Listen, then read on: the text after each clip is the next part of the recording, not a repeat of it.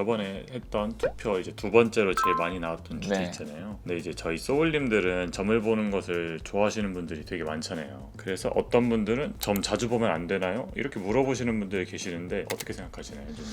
우선 이제 점을 자주 보면 돈이 나가잖아요. 돈을 쓰게 됩니다. 근데 쓰는 돈이 내가 감당할 수 없을 정도로 돈을 많이 쓰면서 점을 자주 본다. 저는 우선 그거는 아니라고 봅니다. 그거는 안 된다고 보는데, 그 자주라는 게 얼마나 빈도수가 있는지 모르겠지만, 만약에 평일에 매일 점을 본다고 볼게요. 돈을 내고. 그러면 한 달에 대략 한 23일 정도 볼 것 같고, 타로점 한 번 보는데 3만 원씩 쓴다고 보면 한 달에 대략 한 70만 원 정도 돈을 쓰겠네요. 우리가 한 달에 70만 원 정도 쓰는 일이 무엇이 있을까 생각해 보면, 헬스장에서 PT 1회 받는데 6만 원 정도 하는데, PT를 만약에 일주일에 한 3회 받으면 대략 한 70만 원 정도 쓸 것 같고, 제가 뭐 피부관리실을 다녀보진 않았지만 피부관리 하는데 내가 좀 제대로 한번 해보겠다 그러면 한 달에 약 한 70만 원 쓸 수 있을 것 같아요. 그럼 이제 이렇게 질문하실 수 있겠죠. 선생님, 점 보는 거랑 PT나 피부관리가 좀 결이 다르지 않나요? 라고 말씀을 하실 수도 있는데, 정말 매일 점을 보는 분들은 제가 생각할 때는 멘탈 케어나 마음 챙김에 돈을 쓰는 것과 비슷하다라고 보거든요. 우리가 자주 보는 분 말고 일반적으로 우리가 점을 언제 보러 갈까 한번 생각해 보면,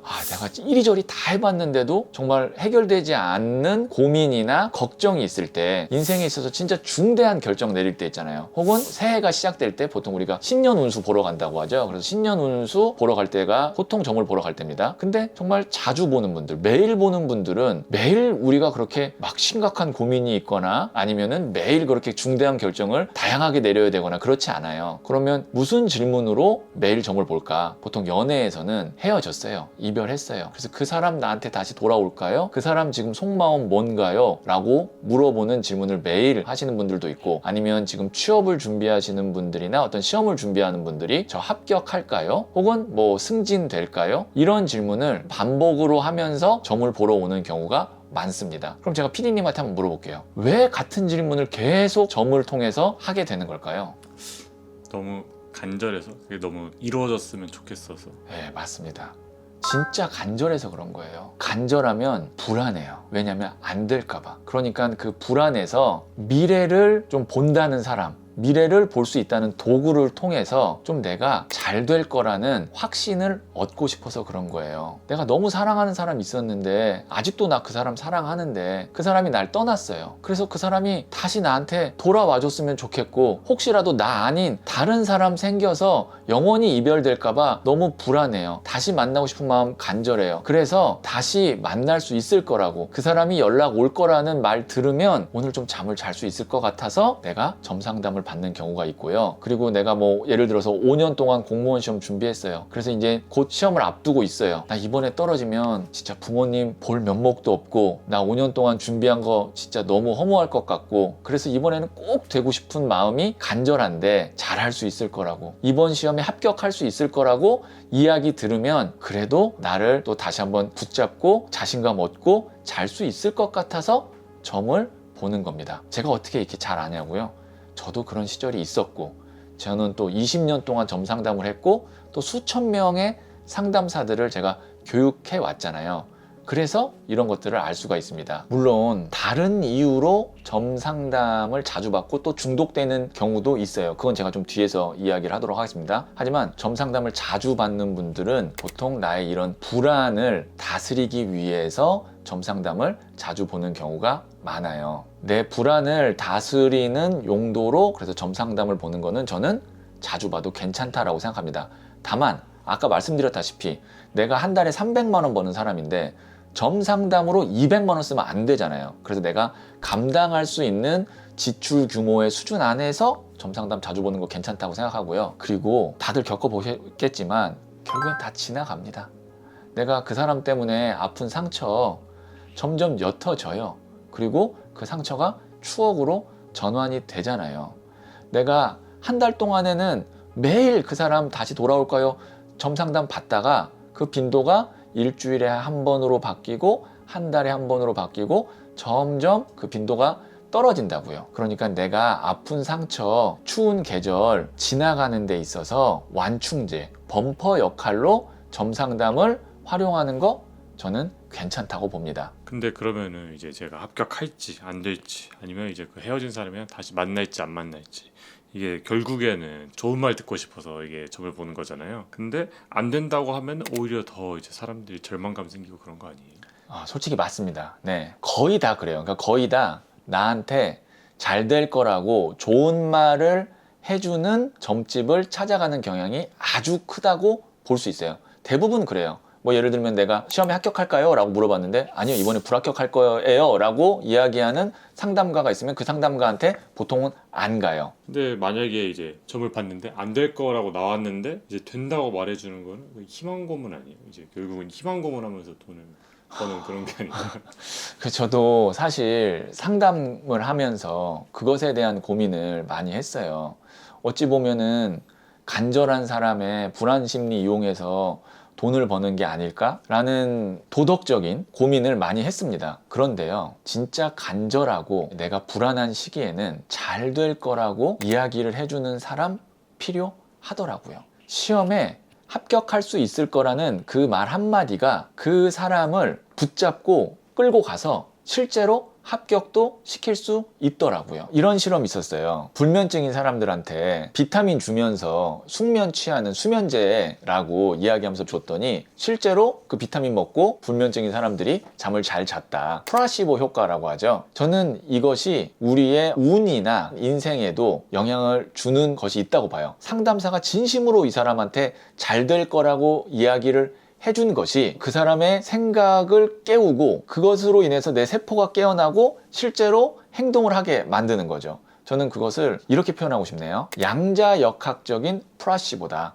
이렇게 이야기하고 싶어요. 그리고 진짜 실력 있는 점을 보는 상담가님들이 무조건 앞뒤 맥락 안 보고 잘 될 거예요 이렇게 이야기하지 않습니다. 다 상황 보고 어떻게 하면은 잘 될 거고 혹시라도 이 길이 아니면 어떤 다른 길이 있고 이런 식으로 이야기를 하지 그냥 막 잘 될 거라고 이야기하면 손님도 다 알죠. 그러면 이제 그 사람한테 안 가요. 그리고 그런 시기가 다 지나갑니다. 우리 겨울 지나면 봄이 오듯이 다 지나가요. 그 시기에 겨울에 내가 돈을 지불해서 따뜻하게 점퍼 하나 사 입는다고 생각하시면 될 것 같고요. 그래서 요즘에는 점 말고 챗GPT나 제미나이랑 상담을 하면서 가성비 있게 그 상황을 버티는 경우도 있다고 하는데 저는 이것도 괜찮다고 봅니다. 만약에 그것이 나랑 맞으면요. 그러면은 사실 제가 좀 요즘 고민이 좀 있는데 현주님은 바쁘셔가지고 제가 상담을 못 해주시잖아요. 그래가지고 혹시 그러면은 주변에 좀 상담 잘하시는 선생님 중에 이제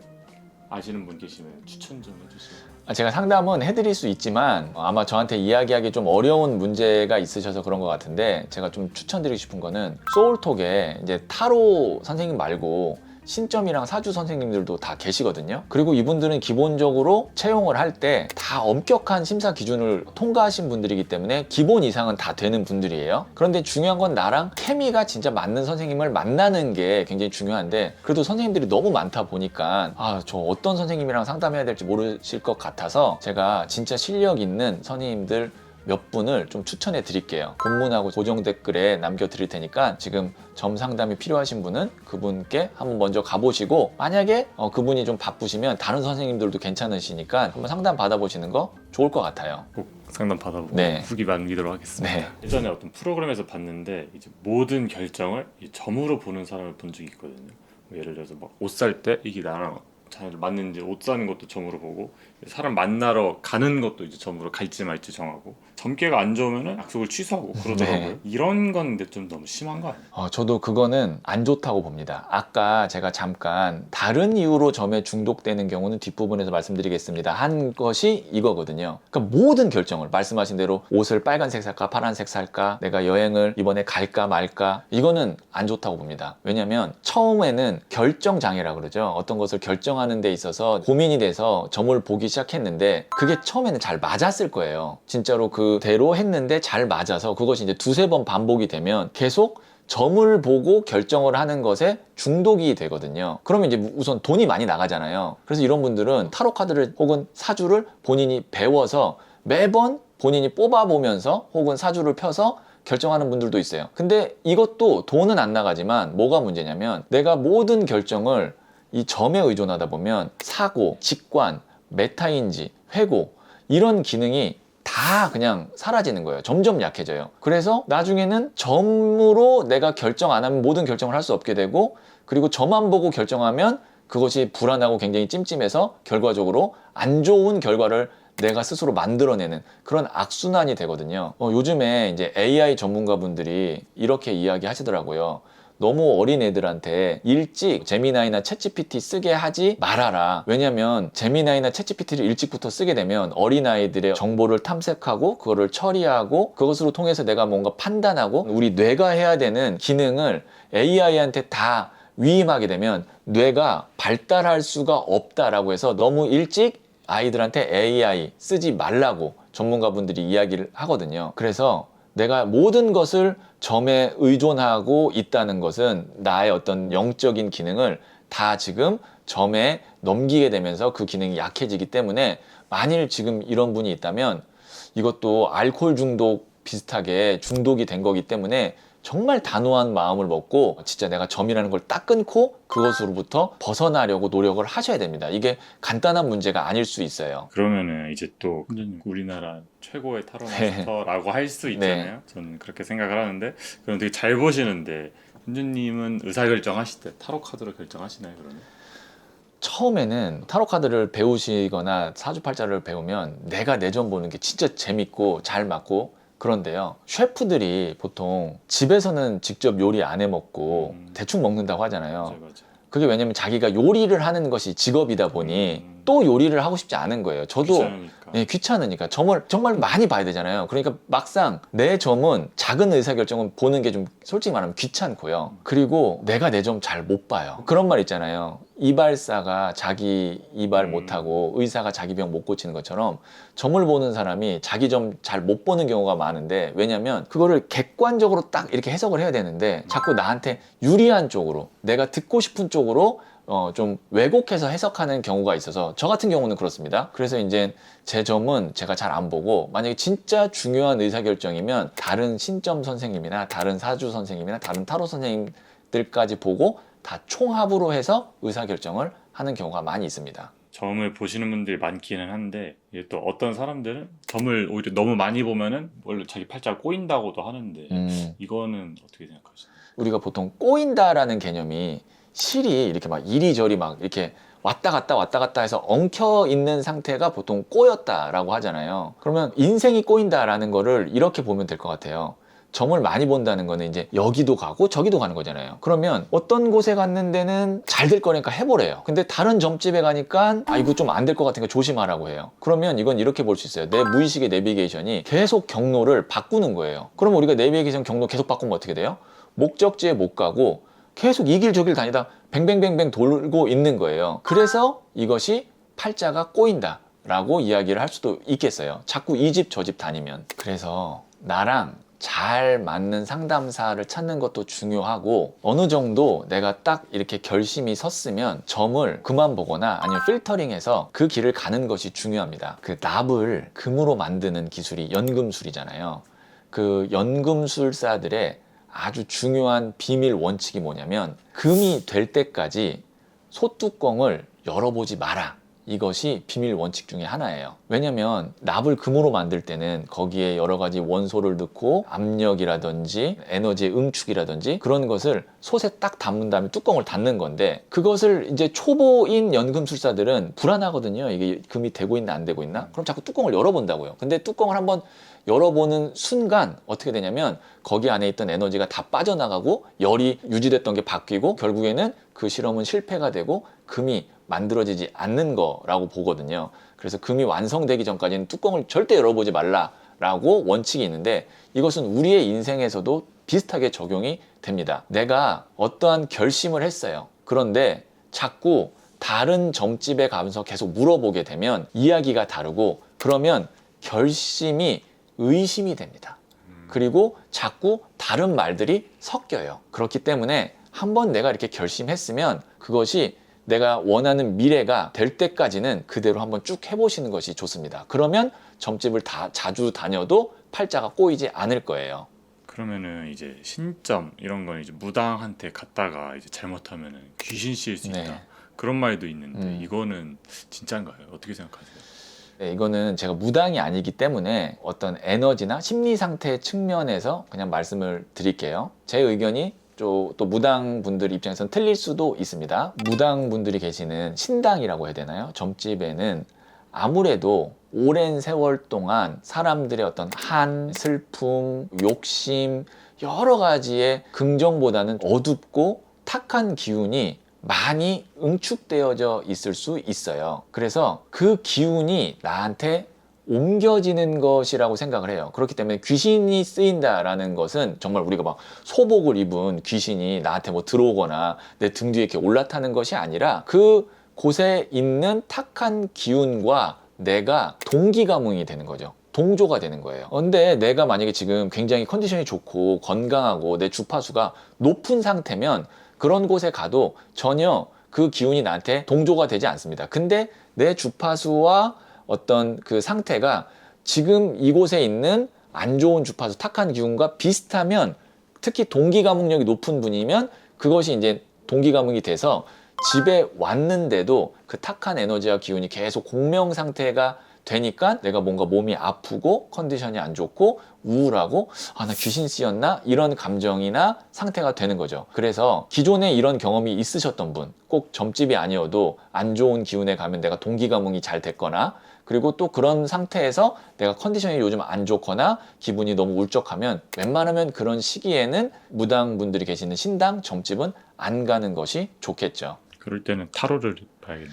그렇죠. 그럴 때는 타로를 보거나 아니면 사주를 보는 것이 좋겠네요. 더 좋겠죠. 네, 왜냐면 내가 그런 귀신을 쓰인다라는 거를 좀 두려워하는 분이 있다면요. 점을 자주 보러 다닌다는 것은 어찌 보면 내가 어떠한 것에 굉장히 간절하고 잘하고 싶고 인생이 잘 풀렸으면 좋겠다라는 강한 의지나 바람일 수도 있어요. 그리고 사람은 누구나 흔들릴 때 잘 될 거라고 말해주는 사람 붙잡고 싶습니다. 특히 이별했을 때, 시험을 앞두고 있을 때, 인생이 막막할 때 그런 말 더 붙잡고 싶거든요. 그래서 사주나 타로나 신점 통해서 그런 말 들으면서 나를 붙잡는 거 저는 괜찮다라고 봅니다.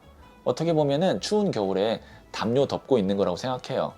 그런데 담요가 내 삶을 대신 살아주지는 않거든요. 봄이 오려면 내가 일어서야 되고 내가 선택해야 되고 내가 한 걸음씩 나아가야 됩니다. 마지막으로 저는 점을 이렇게 표현하고 싶어요. 우주에 있는 데이터 센터에서 정보를 불러오는 것이 점이다 라고 생각하거든요. 우주의 데이터 센터를 영적 분야에서의 용어로 아카식 레코드라고도 합니다. 근데 그 아카식 레코드에는 진짜와 가짜의 정보가 섞여 있기도 하고 또 나한테 도움이 되는 정보가 있기도 하고 이렇게 여러 가지 정보가 있어요. 그래서 점이라는 것을 통해서 아카식 레코드에서 정보를 받을 때 그것을 잘 내가 필터링해서 쓴다면 우리가 요즘에 AI, 챗GPT를 통해서 도움을 받는 것처럼 점도 좋은 도움을 받을 수 있는 도구라고 생각을 합니다.